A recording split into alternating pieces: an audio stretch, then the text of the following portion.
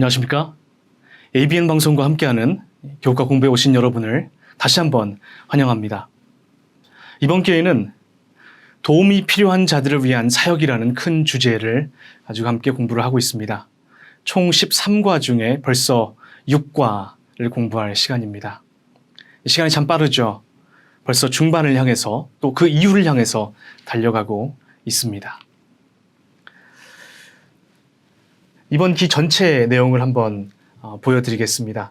1과부터 3과까지 신학적인 관점을 바탕으로 공부를 했습니다. 그리고 4과부터 오늘까지는 구약의 성서적 관점이고요. 다음 주부터는 이제 신약의 관점으로 넘어가도록 하겠습니다. 특별히 오늘 공부할 6과는 이 성서적, 역사적 관점에서 이 구약을 마무리 짓고 신약으로 넘어가는 다리 역할을 하고 있습니다. 그래서 이번 주 내용은 1과에서 5과까지의 복습이자 7과부터 시작하는 교과 후반부의 예습이라고 할 수 있겠습니다. 지난주에 공부한 내용을 요약하면 이렇습니다. 선지자들의 외침에 대해서 공부를 했죠. 첫째 날은 각 시대의 외침이었습니다. 하나님께서는 각 시대마다 외치는 자를 두시고 계시죠. 그래서 아모스는 정의의 외침, 미가는 용서의 외침, 에스겔은 회복의 외침, 그리고 이사야는 소망의 외침을 저희가 함께 공부를 했습니다. 지난 시간에 퀴즈 기억하십니까? 퀴즈는 이렇습니다. 교과 공부에 등장한 4명의 선지자 중 북방 이스라엘을 대상으로 사역한 선지자는 누구일까요? 라는 질문이었습니다. 많은 분들께서 이 정답을 보내주셨습니다. 1번 아모스, 2번 미가, 3번 이사야, 4번 에스겔 중에서 정답은 다 아시죠? 1번 아모스였습니다. 자, 이제 본격적으로 이번 주 공부를 시작을 해보겠습니다. 이번 주는 예배와 창조주입니다. 이 기억절은 이사야 58장 6절에서 7절입니다. 다 같이 읽어볼까요? 내가 기뻐하는 금식은 흉악의 결박을 풀어주며 멍에의 줄을 끌어주며 압제당하는 자를 자유하게 하며 모든 멍에를 꺾는 것이 아니겠느냐. 또 줄인 자에게 내 양식을 나누어 주며 유리하는 빈민을 집에들이며 헐벗은 자를 보면 입히며 또 내 곤욕을 피하여 스스로 숨지 아니하는 것이 아니겠느냐. 이 6과의 핵심 키워드는 예배로 선정을 하였습니다. 그래서 일주일 주제를 함께 살펴보겠습니다. 총 주제는 예배와 창조주이고요. 첫째 날은 우상 숭배와 압제, 예배의 대상입니다. 과연 우리는 누구를 예배할 것인가에 대한 내용입니다. 두 번째는 그렇다면 창조주를 예배하는데 왜 예배해야 되는지에 대한 내용의 예배의 이유입니다. 이 셋째 날은 예배의 실패죠. 다양한 사례들을 통해서 예배에 실패한 사람들의 모습을 함께 공부하겠습니다. 이 넷째 날은 예배하는 방법, 그리고 다섯째 날에는 자비와 성실함, 예배의 본질이라는 내용을 바탕으로 공부를 해보겠습니다. 토의 주제 2가지를 제시를 해드렸습니다. 필요하시면 이 내용을 가지고 함께 공부를 하고 또 시작을 해보시기 바랍니다. 첫째 날은 우상 숭배와 압제, 예배의 대상입니다. 출애굽기 20장 5절에 있는 성경 말씀을 함께 읽겠습니다. 그것들에게 절하지 말며 그것들을 섬기지 말라. 나 내 하나님 여호와는 질투하는 하나님인즉. 이 성경을 보면 예배의 대상이 하나님께 참 중요하다는 것을 알 수 있습니다. 하나님께서 이스라엘 백성들에게 더 나은 세상을 위한 청사진인 10계명을 주셨는데 그중 다른 신을 섬기지 말고 우상을 만들지 말라는 계명이 각각 첫째와 둘째 계명이었습니다. 특히 출애굽기 20장 5절에 보면 재밌는 표현이 등장하죠. 방금 읽었습니다. 나 내 하나님 여호와는 질투하는 하나님인즉. 이 외에도 구약 성경에 반복적으로 이 질투하는 하나님의 개념이 등장합니다. 이 신약 성경에서 예수님께서 하신 말씀 기억하시죠? 이 마태복음 26장 24절입니다. 한 사람이 두 주인을 섬기지 못할 것이니.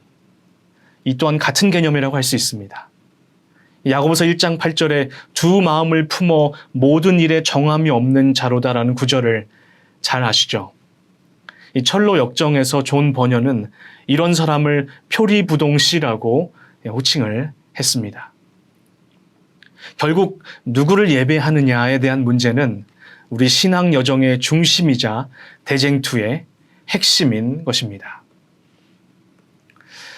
하지만 이스라엘 백성들은 너무도 자주 다른 신들을 섬겼고 우상을 만들었죠. 지난주에 공부했던 내용을 보면 외도하는 백성들을 돌이키기 위해서 하나님께서 선지자들을 각 시대마다 보내셨습니다. 끊임없이 참 예배의 대상은 창조주 하나님이며 그분께 돌아오라는 메시지였습니다. 그리고 선지자들의 호소에는 어김없이 가난하고 궁핍하며 절망적인 자들을 선대하라는 기별이 포함되어 있었습니다. 이 창조주를 참되게 경배하는 곳에서는 자연히 같은 동료 피조물을 향한 봉사와 희생의 정신이 있게 마련입니다. 그것이 창조주의 뜻이기 때문이죠. 하나님께 대한 감사와 찬양이 남을 돕는 봉사로 나타나는 것입니다. 예배와 찬양은 우리가 경배하는 대상의 품성을 반사하게 만들죠. 그래서 진실로 하나님을 경배하는 사람은 하나님께서 하시는 것처럼 도움이 필요한 약자들을 위하여 손을 내밀게 됩니다. 반대로 창조주가 아닌 우상을 숭배하는 곳에서는 언제나 탐욕과 방종과 억압이 있게 됩니다. 이 경배는 그가 섬기는 대상의 품성을 반사하는 것인데 창조주가 아닌 다른 신을 경배할 때 이 타인과 공의에 대한 관심이 줄어드는 것은 자연적인 현상입니다. 그러므로 누구를 섬기느냐에 따라 우리의 삶도 달라지고 예배도 달라지는 것이죠. 결국 예배의 대상이 우리 삶의 태도와 방향을 결정짓는 것입니다. 아울러 시편 115편의 저자는 이 우상들과 하나님의 차이를 분명하게 대조시켰습니다. 4절부터 8절까지는 우상의 특징을 묘사하고 있습니다. 우상은 은과 금이요 사람의 수공물이라. 그리고 이어갑니다. 입이 있어도 말하지 못하며 눈이 있어도 보지 못하며 귀가 있어도 듣지 못하며 코가 있어도 말하지 못하며 손이 있어도 만지지 못하며 발이 있어도 걷지 못하며 목구멍으로 소리도 못하느니라. 쉽게 정리하면 사람이 만든 것이고 아무것도 못한다는 것입니다. 그 반면에 115편 9절부터 18절까지에는 하나님의 특징이 나와 있습니다. 여호와는 너희 도움이시요 방패시로다. 여호와께서 우리를 생각하사 복을 주시되 그리고 천지를 지으신 하나님 여호와입니다. 대조가 되죠. 사람이 만든 것이고 아무것도 하지 못하고 하나님께서는 천지를 지으시고 우리의 도움이시요 방패가 되시고 우리에게 복을 주신다는 것입니다. 이 첫째 날이 예배의 대상의 중요성에 관한 내용이었다면 이 둘째 날은 예배의 이유가 되겠습니다. 둘째 날입니다. 예배의 이유입니다. 신명기 10장 20절입니다. 내 하나님 여호와를 경외하여 그를 섬기며 그에게 의지하고. 이 성경에는 하나님의 백성이 그분께 예배를 드리는 이유가 반복적으로 제시되어 있습니다. 하나님의 품격을 나타내며 그분이 행하신 일들을 보여주시고 동시에 그분의 여러 속성을 인하여 예배의 이유를 제시하시죠. 하나님의 속성을 알고 우리를 위해서 어떤 일을 하셨고 또 어떤 약속을 하셨는지를 기억한다면 하나님을 예배하고 찬양해야 할 이유를 모르겠다고 할 사람은 없을 것입니다. 교과책에 나와 있는 예배의 이유 관련된 본문이 이렇게 4개가 제시되어 있습니다. 신명기 10장부터 한번 살펴보겠습니다. 하나님께서는 예배를 받으셔야 되는데 그 이유는 정의를 행하시고 자비를 베푸시기 때문이다. 이 두 번째 시편 101편 1절입니다. 내가 인자와 정의를 노래하겠나이다. 여호와여 내가 주께 찬양하리이다. 여기서 인자와 정의는 문법적으로나 문맥상으로도 여호와의 인자와 정의를 나타내고 있습니다. 즉 예배의 이유는 또 찬양의 이유가 하나님의 인자와 정의라는 이 다윗의 고백이자 노래입니다. 이 시편 146편 5절에서 10절입니다. 여호와는 천지와 바다와 그 중에 만물을 지으시며 영원히 진실하심을 지키시며 억눌린 사람들을 위해서 정의로 심판하시며. 예배의 이유는 창조주이시고 영원히 진실하시고 자비와 공의를 베푸시고 구원을 허락하신다는 그런 내용입니다. 마지막으로 이사야 5장 16절입니다. 오직 만군의 여호와는 정의로우심으로 높임을 받으시며 거룩하신 하나님은 공의로우심으로 거룩하다 일컬음을 받으시리니. 정의롭고 공의로우신 하나님이기 때문에 예배한다는 것입니다. 정리하자면 하나님께 예배를 드리는 첫 번째 이유는 그분이 창조주이시기 때문입니다. 이 모든 피조물들은 창조주 하나님을 경배하고 찬양하는 것을 기본 의무이자 또 특권으로 생각을 해야만 하겠죠. 예배하는 두 번째 이유는 이 창조주 하나님께서 우리를 창조하셨을 뿐 아니라 죄와 사망에서 우리를 구원하신다는 것입니다. 예배하는 세 번째 이유는 창조주께서 우리를 자비와 공의로 돌보시기 때문입니다. 예배의 이유는 분명하지만 그럼에도 불구하고 예배에 실패한 사람들이 있었습니다. 이 셋째 날 종교적인 압제자들에 대한 내용입니다. 셋째 날입니다. 종교적인 압제자들, 예배의 실패입니다. 이사야 1장 11절에 있는 말씀을 제가 읽어드리겠습니다. 여호와께서 말씀하시되 너희의 무수한 재물이 내게 무엇이 유익하뇨? 나는 수송아지나 어린 양이나 순염소의 피를 기뻐하지 아니하노라. 이 성경을 보면 각 시대별로 백성들을 엉뚱한 길로 인도하는 이 종교적인 압제자들이 존재했습니다. 그들은 종교적인 형식주의와 외적인 의식을 통해 예배의 실패가 무엇인지 아주 적나라하게 보여주었죠. 이 위기의 때에 평안을 외치던 거짓 선지자들이 바로 그들이었습니다. 거룩한 제사장의 역할보다는 금전적인 이익과 권력을 탐하던 종교 지도자들의 모습을 볼 수가 있었죠. 그들의 형식적인 예배 의식은 가난하고 억눌린 자들의 울음소리를 잠재울 수 없었습니다. 예배의 실패였습니다. 이 교회를 출석하신 분 다 아시겠지만 이 설교자들마다 나름대로의 개성이 있습니다. 특별히 설교를 시작할 때 어떠한 방식으로 시작하느냐가 또 다 다양하죠. 어떤 목사님께서는 안녕하십니까? 라고 시작을 하십니다. 또 하나님께서 이렇게 말씀하십니다 하고 바로 성경을 펴시는 목사님도 계십니다. 또 어떤 분은 우리 아버지의 말씀 어느 책 몇 장 몇 절을 함께 보시겠습니다 라고 시작하는 분도 계십니다. 저는 국제교회를 섬기기 때문에 매주 샤밧 샬롬이라고 설교를 시작을 합니다. 그런데 제가 정말 좋아하는 선배 목사님이 한 분 있는데 그 목사님은 설교를 시작할 때마다 항상 이 같은 말로 시작을 하십니다. 하늘에서 만날 사람 미리 만나서 반갑습니다. 한번 따라해 볼까요? 하늘에서 만날 사람 미리 만나서 반갑습니다.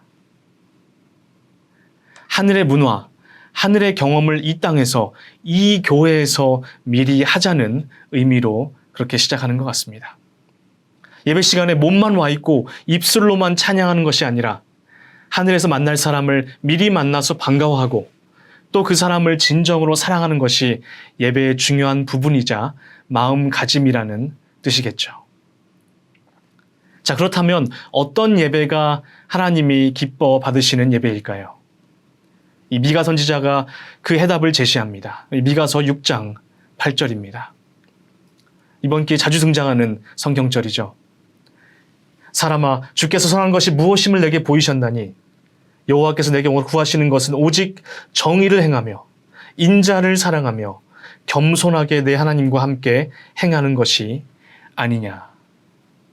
정의를 행하며 인자를 사랑하며 하나님과 함께 행하는 사람이 드리는 예배가 하나님께서 기뻐하시는 예배입니다. 그런 삶 자체가 창조주께 드리는 장엄하고도 아름다운 참된 예배가 되는 것입니다. 이 교과 교재에 나와 있는 이 선지자 이사야, 아모스, 미가의 기별은 지난주 공부했던 내용을 다시 한번 복습을 해보시면 되겠습니다. 자, 그렇다면 넷째 날 예배의 방법으로 넘어가겠습니다. 예배의 방법입니다. 이사야 58장은 한 장 전체가 예배와 공의 사이의 관계를 설명하고 있습니다. 이사야는 가난하고 억눌린 자들을 구제하고 도움이 절실한 자들을 돕는 일에 적극적으로 관심을 기울이는 것 자체가 예배의 중요한 일부라고 강조를 했습니다. 그 당시 이스라엘 백성들의 상태는 참 심각했죠. 이사야 58장 3절에 보시면 예배를 드리면서도 세상 생각을 버리지 못했다고 나와 있습니다. 또 58장 3절에 보시면 본인은 예배를 드리면서도 다른 사람들을 가혹하게 부리고 압제했으며 도움이 필요한 사람들을 돕지 않았다고 기록되어 있습니다. 또 58장 4절에는 예배를 드리면서도 서로 논쟁하고 다투고 서로 상처를 주고 있다고 기록되어 있습니다. 어디서 많이 듣던 이야기일지도 모르겠습니다. 바로 우리의 교회에서 우리의 삶 속에서 일어나는 일이 아닌지 다시 한번 반성을 하게 됩니다. 그런 상태 가운데 있었지만 반면에 하나님께서 기쁘게 받으시는 예배가 이사야 58장 6절에서 7절에 나와 있습니다. 오늘의 기억절이죠.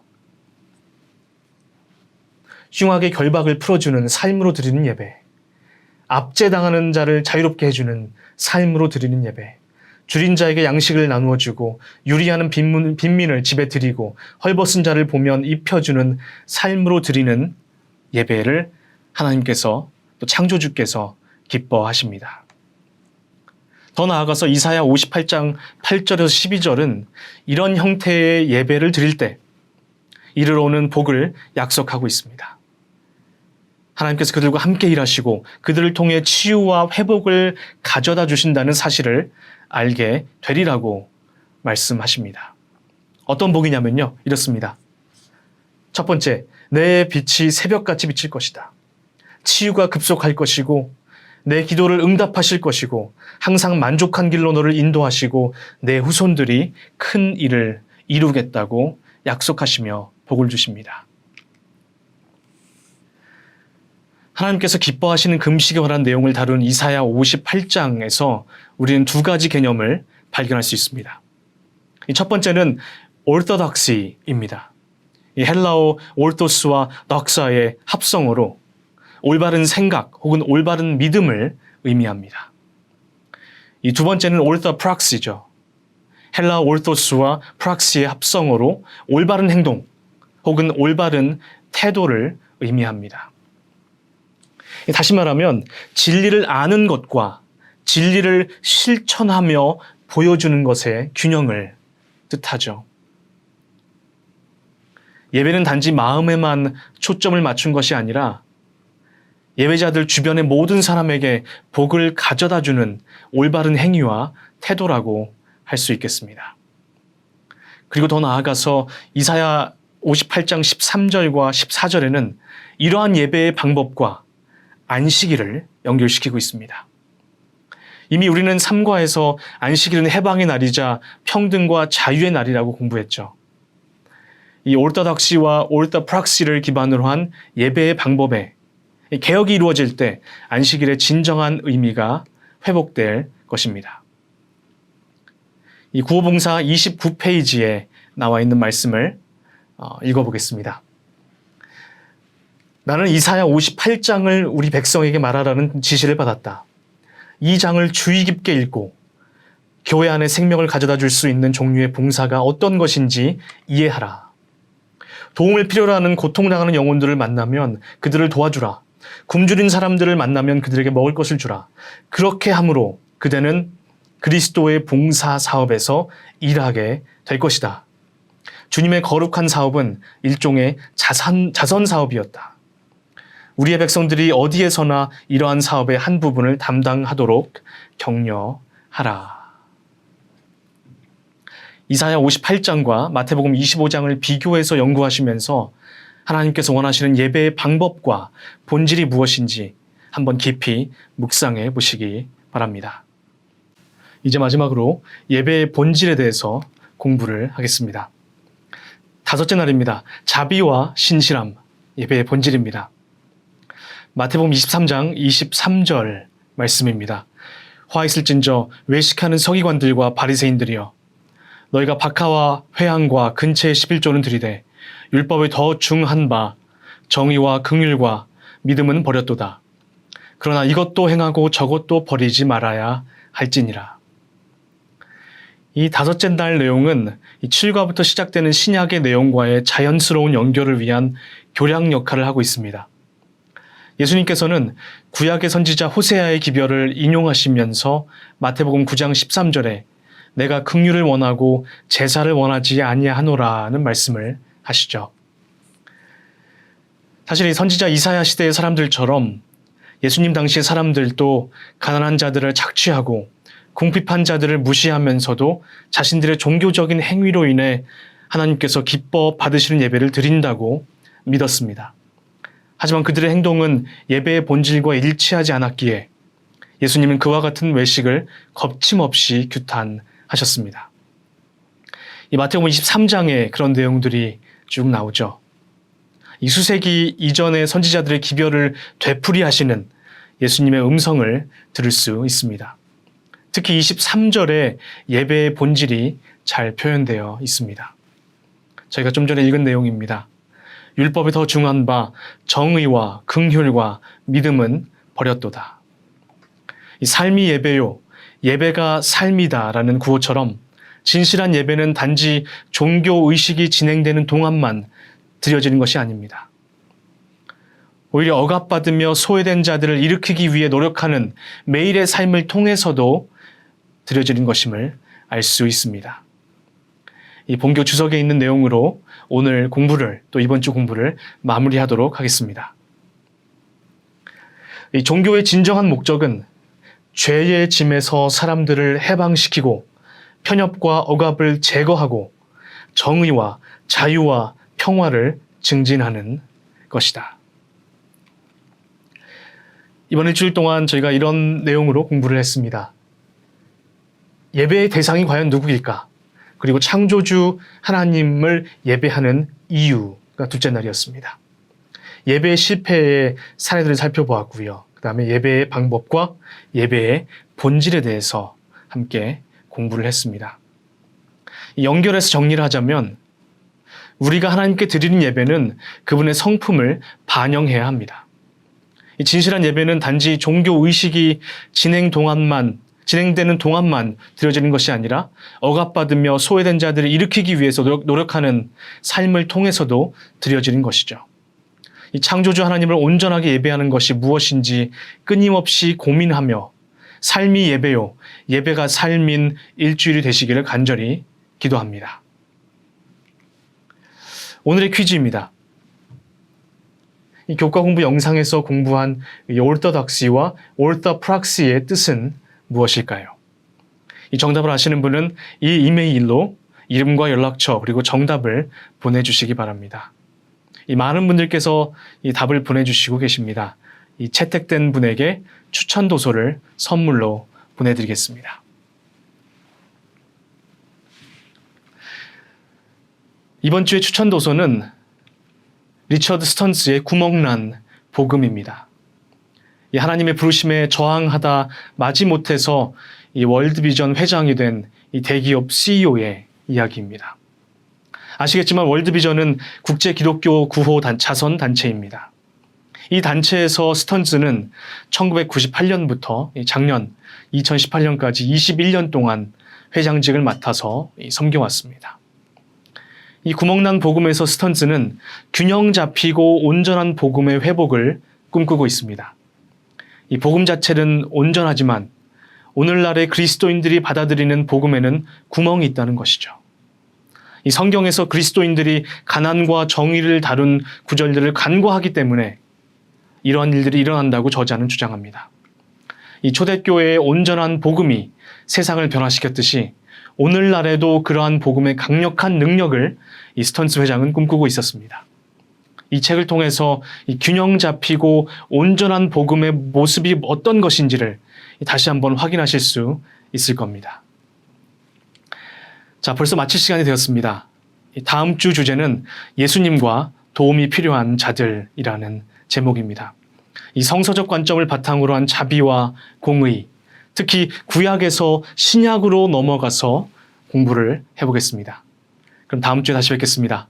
감사합니다.